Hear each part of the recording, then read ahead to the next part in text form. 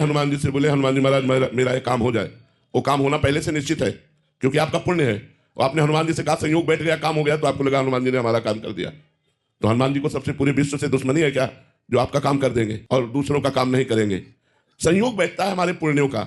अब हम फिर दोबारा गए किसी देवी देवता के पास और याचना की कि हमारा काम पूरा हो जाए, लेकिन हमारा पुण्य योग नहीं बना तो काम नहीं पूरा होगा। तो लगेगा इस देवता में कमी है शक्ति की, इसलिए हमारी कामना पूर्ति नहीं करता। तो ये रहस्य समझ लीजिए, कामना की पूर्ति देवता से नहीं होती, कामना की पूर्ति आपके पुण्य से होती है। जो पूर्व का पुण्य होता है उसी के संयोग से होती है, अन्यथा नहीं हो सकती।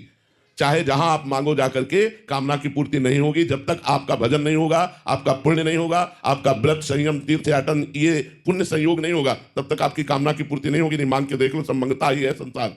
मांग ही रहा है भगवान से, कहां पूर्ति होती उसी की है जिसका पुण्य संयोग कर गया। पूर्व का पुण्य फलीभूत हुआ और हे बिहारी जी आज हमारी कामना पूरी तो कर दे, नहीं तो बिहारी जी के लिए सब समान है।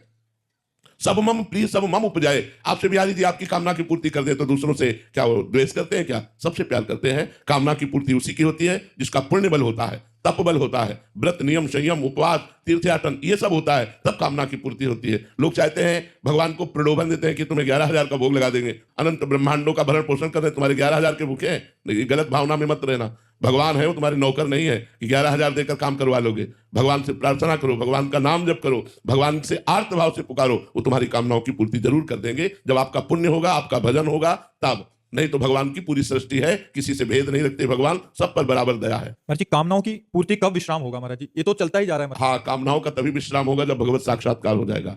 जिसके पाने के बाद कुछ पाना बाकी नहीं रहता, जिसके जानने के बाद कुछ जानना बाकी नहीं रहता, उसे भगवान कहते हैं। और भगवान जब तक नहीं मिलेंगे तब तक तृप्ति होने वाली नहीं।